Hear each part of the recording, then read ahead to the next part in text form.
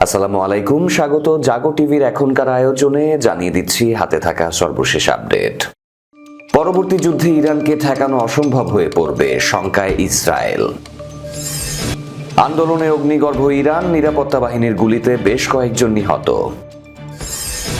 সোমালিয়ায় বিমান হামলায় 29 আল শাবাব জঙ্গি নিহত। ভারত পাকিস্তান যুদ্ধ বন্ধে মধ্যস্থতার দাবি চীনের, নাকচ করল নয়াদিল্লি। মার্কিন নাগরিকদের বিরুদ্ধে পাল্টা ভ্রমণ নিষেধাজ্ঞা দিল মালি ও ইব্রাহিম ট্রায়োরের বুর্কিনা ফাসো। নববর্ষের বার্তায় রাশিয়ার সঙ্গে অপরাজেয় জোটের প্রশংসা কিম জং উনের। মুসলিমদের টেক্কা দিতে হিন্দুদের 3টি সন্তান নিতে বললেন আসামের মুখ্যমন্ত্রী। শিরোনামের পর এবার জানাবো বিস্তারিত খবর। পরবর্তী যুদ্ধে ইরানকে ঠেকানো অসম্ভব হয়ে পড়বে, শঙ্কায় ইসরায়েল। ইরানের সাথে সম্ভাব্য যুদ্ধ শুরু হলে ইসরায়েল নিজের সুরক্ষা কতটুকু নিশ্চিত করতে পারবে এবং মার্কিন প্রতিরক্ষা ব্যবস্থার উপর নির্ভরশীলতা কতটা কার্যকর হবে তা নিয়ে ইসরায়েলি নিরাপত্তা মহলে গভীর উদ্বেগ দেখা দিয়েছে। দ্য টাইমস অফ ইসরায়েলের প্রতিবেদনে বলা হয়েছে, বিশ্লেষকরা ক্রমেই নিশ্চিত হচ্ছেন যে ইরানের সাথে পরবর্তী দফায় সংঘর্ষে ইসরায়েল নিজেকে রক্ষা করার জন্য আগের চেয়ে কম প্রস্তুত থাকতে পারে।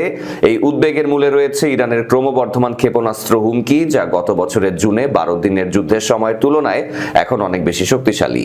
প্রতিবেদনে আর উল্লেখ করা হয়েছে, দুই পক্ষের মধ্যে সাম্প্রতিক সামরিক সংঘাতের মাত্রা ইরানের ক্ষেপণাস্ত্র হুমকির প্রকৃত রূপ পুরোপুরি ফুটিয়ে না তুললেও তা মোকাবিলায় মোতায়েন করা বিদ্যমান প্রতিরক্ষা ব্যবস্থাগুলোর সীমাবদ্ধতা বা ত্রুটিগুলো উন্মোচন করে দিয়েছে।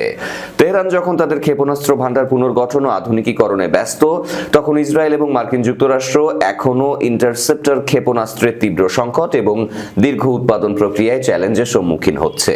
বিশেষজ্ঞরা মনে করছেন, এই পরিস্থিতি পরবর্তী দফার ক্ষেপণাস্ত্র লড়াইয়ের ধরনে মৌলিকভাবে বদলে দিতে পারে।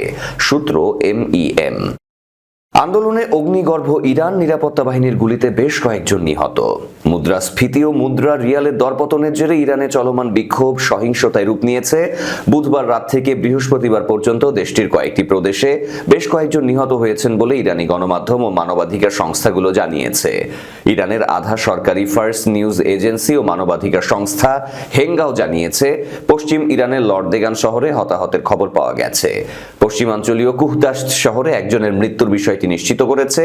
হেঙ্গাও জানিয়েছে, মধ্যাঞ্চলীয় ইস্পাহান প্রদেশেও একজন নিহত। গত রোববার তেহরানের খোলা বাজারে মার্কিন ডলারের বিপরীতে ইরানের রিয়ালের মান রেকর্ড সর্বনিম্ন স্তরে পৌঁছায়। এরপরে বিক্ষোভ ও ধর্মঘট শুরু করেন নাগরিকরা। ফার্স্ট নিউজ এজেন্সি জানায়, লর্দেগানে নিরাপত্তা বাহিনী ও বিক্ষোভকারীদের মধ্যে সংঘর্ষে 2 জন নিহত হয়েছে। এর আগেও সেখানে একাধিক মৃত্যুর খবর প্রকাশিত হয়েছে। অন্যদিকে হেঙ্গাও বলেছে, নিরাপত্তা বাহিনীর গুলিতে এই শহরে বেশ কয়েকজন নিহত ও আহত হয়েছে। এদিকে ইসলামী বিপ্লবী গার্ড বাহিনী IRGC জানিয়েছে, কুহদাশতে তাদের সহযোগী বাসিদ স্বেচ্ছাসেবক আধা সামরিক বাহিনীর একজন সদস্য নিহত হয়েছেন এবং আরো 13 জন আহত হয়েছেন।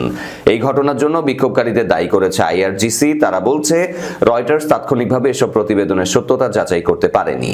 সংবাদ মাধ্যম HRANA জানিয়েছে, বৃহস্পতিবার দক্ষিণাঞ্চলীয় ফার্স প্রদেশের মারভদাস্ত শহরে বিক্ষোভ অনুষ্ঠিত হয়েছে।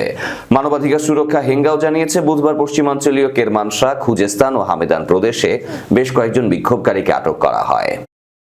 আফ্রিকা দেশ সোমালিয়ার সামরিক বাহিনীর হামলায় জঙ্গি গোষ্ঠী আল শাবাবের অন্তত 29 জঙ্গি নিহত হয়েছে। বৃহস্পতিবার সোমালিয়ার প্রতিরক্ষা মন্ত্রণালয়ের বিবৃতির বরাত দিয়ে সংবাদ মাধ্যমের প্রতিবেদনে এই তথ্য জানানো হয়। প্রতিবেদনে বলা হয়, দক্ষিণ পূর্বাঞ্চলীয় সোমালিয়ার জাবাদ গোদান শহরে বিমান হামলা চালিয়েছে দেশটির সামরিক বাহিনী। আন্তর্জাতিক অংশীদারদের সাথে সমন্বয় করে এই হামলা চালানো হয়। 2007 সাল থেকে আল শাবাব সোমালিয়ায় বিদ্রোহ চালিয়ে আসছে। আন্তর্জাতিকভাবে সমর্থিত দেশটির কেন্দ্রীয় সরকারকে উৎখাত করে শরিয়া আইনের কঠোর ব্যাখ্যার ভিত্তিতে নিজস্ব শাসন ব্যবস্থা প্রতিষ্ঠা করতে চায় এই গোষ্ঠী। সামাজিক যোগাযোগ মাধ্যম এক্সে দেয়া বিবৃতিতে দেশটির প্রতিরক্ষা মন্ত্রণালয় বলেছে, মধ্য সাবেলি অঞ্চলে রাতভর চালানো বিমান হামলায় আল শাবাবের যানবাহন ও অস্ত্র ধ্বংস করা হয়েছে। বেসামরিক নাগরিকদের বিরুদ্ধে সন্ত্রাসী হামলায় ব্যবহারের উদ্দেশ্যে সব অস্ত্র ও যানবাহন সেখানে রাখা হয়েছিল। বিবৃতিতে বলা হয়েছে, সন্ত্রাস বিরোধী লড়াইয়ে নিরাপত্তা সহযোগিতা, গোয়েন্দা তথ্য বিনিময় ও অভিযান পরিচালনায় অব্যাহত সহায়তার জন্য প্রতিরক্ষা মন্ত্রণালয় আন্তর্জাতিক অংশীদারদের প্রতি কৃতজ্ঞ। তবে কোন কোন অংশীদার এই সহায়তা দিয়েছে সে বিষয়ে বিস্তারিত কোনো তথ্য জানানো হয়নি, সূত্র জানায় রয়টার্স। ভারত পাকিস্তান যুদ্ধবন্ধে মধ্যস্থতার দাবি চীনের, নাকচ করল নয়াদিল্লি। ভারত ও পাকিস্তানের মধ্যে 2025 সালের মে মাসে সংঘটিত সামরিক উত্তেজনা প্রশমনে মধ্যস্থতা করেছে চীন, এমনটাই দাবি করেছেন চীনের পররাষ্ট্রমন্ত্রী ওয়াং ই। চীন দাবি করেছিল মে মাসের ওই সংঘাতের সময় বেইজিং ভারত ও পাকিস্তানের মধ্যে মধ্যস্থতাকারীর ভূমিকা পালন করেছে। তবে চীনের মধ্যস্থতার দাবি স্পষ্টভাবে প্রত্যাখ্যান করল ভারত। নয়াদিল্লির বক্তব্য, ভারত পাকিস্তান দ্বিপাক্ষিক বিষয়ে কোনো তৃতীয় পক্ষের ভূমিকা নেই। অপারেশন সিঁদুরের পর ইসলামাবাদই যুদ্ধবিরতির অনুরোধ জানিয়েছিল। এনডিটিভিকে ভারত সরকারের একাধিক সূত্র জানিয়েছে, মধ্যস্থতার বিষয়ে ভারতের অবস্থান বরাবরই স্পষ্ট। অপারেশন সিঁদুরের পর কোনো মধ্যস্থতা হয়নি। ভারত সবসময় বলে আসছে যে তৃতীয় পক্ষের হস্তক্ষেপের কোনো অবকাশ নেই। পাকিস্তান নিজেই ভারতের ডিজিএমওর কাছে যুদ্ধবিরতির অনুরোধ করেছিল। ট্রাম্পের মতোই চীনা পররাষ্ট্রমন্ত্রী ওয়াং ই ভারত, পাকিস্তান এবং কম্বোডিয়া, থাইল্যান্ড সহ বিভিন্ন যুদ্ধ বিধ্বস্ত অঞ্চলে শান্তি স্থাপনের কৃতিত্ব দাবি করেছেন। বেইজিং এ আন্তর্জাতিক পরিস্থিতি ও চীনের বৈদেশিক সম্পর্ক বিষয়ক এই সিম্পোজিয়ামে ওয়াং ই বলেন, দ্বিতীয় বিশ্বযুদ্ধের পর অন্য যে কোনো সময়ের চেয়ে এই বছরে স্থানীয় যুদ্ধ এবং আন্তঃসীমান্ত সংঘাত বেশি ছড়িয়েছে। ভূরাজনৈতিক অস্থিরতা ক্রমাগত বৃদ্ধি পাচ্ছে। টেকসই শান্তি প্রতিষ্ঠার লক্ষ্যে আমরা একটি নিরপেক্ষ ন্যায়সঙ্গত অবস্থান নিয়েছি এবং সমস্যার উপসর্গ ও মূল কারণ উভয় দিকেই নজর দিয়েছি। তিনি আরো বলেন, উত্তপ্ত সমস্যাগুলো সমাধানের এই চীনা পদ্ধতি অনুসরণ করে আমরা উত্তর মিয়ানমার, ইরানের পরমাণু ইস্যু, ভারত পাকিস্তান উত্তেজনা, ফিলিস্তিন ইসরায়েল সমস্যা এবং সাম্প্রতিক কম্বোডিয়া থাইল্যান্ড দ্বন্দ্বে মধ্যস্থতা করেছি। পশ্চিম আফ্রিকার দেশ মালি ও বুর্কিনা ফাসো মার্কিন নাগরিকদের ওপর ভ্রমণ নিষেধাজ্ঞা আরোপ করেছে। যুক্তরাষ্ট্রে প্রবেশে নিষিদ্ধের তালিকায় অন্তর্ভুক্ত হওয়ার পর পাল্টা প্রতিক্রিয়া হিসেবে এই সিদ্ধান্ত নিয়েছে দেশ দুটি। এতে আফ্রিকা ও যুক্তরাষ্ট্রের মধ্যকার কূটনৈতিক সম্পর্কে নতুন করে উত্তেজনা সৃষ্টি হয়েছে। মঙ্গলবার গভীর রাতে মালি ও বুর্কিনা ফাসোর পররাষ্ট্র মন্ত্রণালয় পৃথক বিবৃতিতে জানায়, পারস্পরিকতার নীতি অনুসরণ করেই তারা এই পদক্ষেপ নিয়েছে। বিবৃতিতে যুক্তরাষ্ট্রের সিদ্ধান্তকে বৈষম্যমূলক আখ্যা দিয়ে বলা হয়, হোয়াইট হাউসের একতরফা সিদ্ধান্তের জবাব হিসেবেই মার্কিন নাগরিকদের জন্য সীমান্ত বন্ধ করা হচ্ছে। ঘোষণার সঙ্গে সঙ্গে এই নিষেধাজ্ঞা কার্যকর হয়েছে। এই সংকটের সূত্রপাত হয় চলতি মাসের শুরুতে। গত 16 ডিসেম্বর যুক্তরাষ্ট্রের প্রেসিডেন্ট ডোনাল্ড ট্রাম্প এক ঘোষণায় মালি, বুর্কিনা ফাসো সহ আরো কয়েকটি দেশকে পূর্ণ ভ্রমণ নিষেধাজ্ঞার তালিকায় যুক্ত করেন।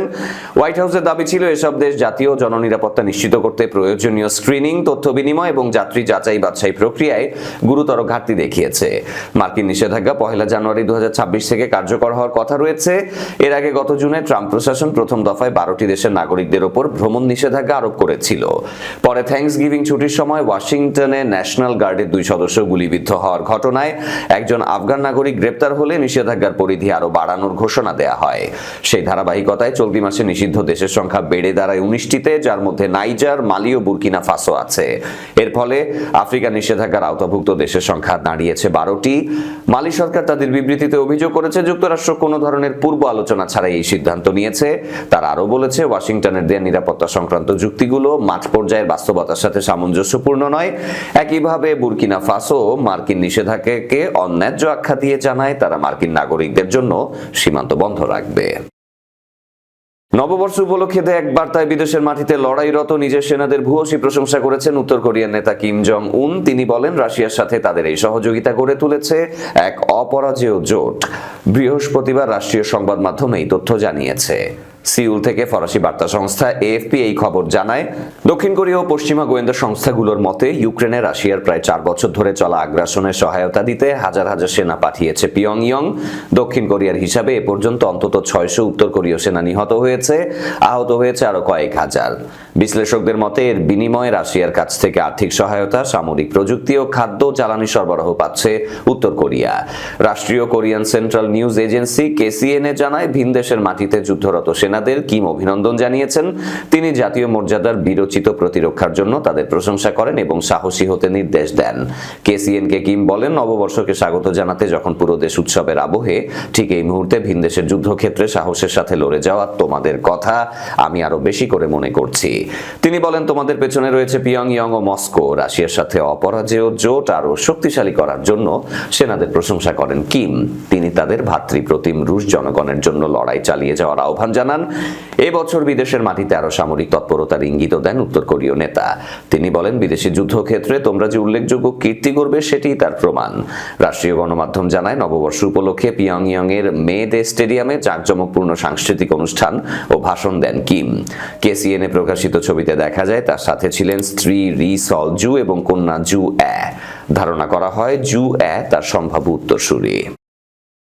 হিন্দু দম্পতিদের অন্তত 3টা করে সন্তান জন্ম দেওয়ার আহ্বান জানিয়েছেন ভারতের উত্তর পূর্বাঞ্চলীয় রাজ্য আসামের মুখ্যমন্ত্রী হিমন্ত বিশ্ব শর্মা। এই বক্তব্য নতুন বিতর্কের জন্ম দিয়েছে। তিনি বলেছেন, রাজ্যে ধর্মীয় সংখ্যালঘু অধ্যুষিত এলাকায় জন্মহার বেশি আর হিন্দুদের মধ্যে তা কমে যাচ্ছে। গত মঙ্গলবার সাংবাদিকদের সাথে আলাপকালে শর্মা বলেন, সংখ্যালঘু অধ্যুষিত অঞ্চলে সন্তান জন্মদানের হার বেশি, অন্যদিকে হিন্দুদের মধ্যে তা ক্রমশ কমছে। মুখ্যমন্ত্রী বলেন, হিন্দু পরিবারগুলোকে আরো সন্তান জন্মদানের আহ্বান জানানোর পেছনে এটাই কারণ। আমরা হিন্দুদের এক সন্তানের মধ্যে থেমে না থেকে কমপক্ষে 2টি সন্তানের জন্ম দেওয়ার জন্য অনুরোধ করছি। যারা পারে এমনকি আরো 3টি সন্তানও নিতে পারে। তিনি আরো বলেন, আমরা মুসলিম জনগণকে 7 থেকে 8টি সন্তান জন্ম না দেওয়ার জন্য অনুরোধ করছি, আবার হিন্দুদের আরো সন্তান জন্ম দেওয়ার জন্য অনুরোধ করছি। এটি না হলে হিন্দুদের ঘর দেখভাল করার কেউ থাকবে না। এর আগে 27শে ডিসেম্বর রাজ্যে জনসংখ্যার প্রবণতা নিয়ে কথা বলতে গিয়ে শর্মা বলেন, 2027 সালের আদমশুমারিতে বাংলাদেশি বংশোদ্ভূত মুসলিমদের জনসংখ্যা 40% ছুঁতে পারে। তার দাবি, তিনি যখন আল আসাম স্টুডেন্টস ইউনিয়ন AAASU দিয়ে তার রাজনৈতিক জীবন শুরু করেছিলেন, তখন মুসলিমদের জনসংখ্যা ছিল 21%, যা 2011 সালের আদমশুমারিতে বেড়ে দাঁড়ায় 31-এ। আসামের মুখ্যমন্ত্রী বলেন, তাদের জনসংখ্যা 40%-এর ওপরে যাবে সেই দিন খুব বেশি দূরে নয় যখন আসামীয় জনগণ ভবিষ্যৎ প্রজন্ম তাদের জনসংখ্যার 35%-এর নিচে নেমে যেতে দেখবে। এরই সাথে শেষ করব জাগো টিভির এখনকার আয়োজন। তার আগে শিরোনামগুলো আরো একবার। পরবর্তী যুদ্ধে ইরানকে ঠেকানো অসম্ভব হয়ে পড়বে, শঙ্কায় ইসরায়েল। আন্দোলনে অগ্নিগর্ভ ইরান, নিরাপত্তা বাহিনীর গুলিতে বেশ কয়েকজন নিহত। সোমালিয়ায় বিমান হামলায় 29 আল শাবাব জঙ্গি নিহত। ভারত পাকিস্তান যুদ্ধ বন্ধে মধ্যস্থতার দাবি চীনের, নাকচ করল নয়াদিল্লি। মার্কিন নাগরিকদের বিরুদ্ধে পাল্টা ভ্রমণ নিষেধাজ্ঞা দিল মালি ও ইব্রাহিম ট্রায়োরের বুর্কিনা ফাসো।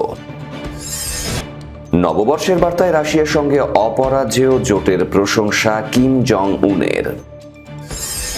মুসলিমদের টেক্কা দিতে হিন্দুদের 3টি সন্তান নিতে বললেন আসামের মুখ্যমন্ত্রী।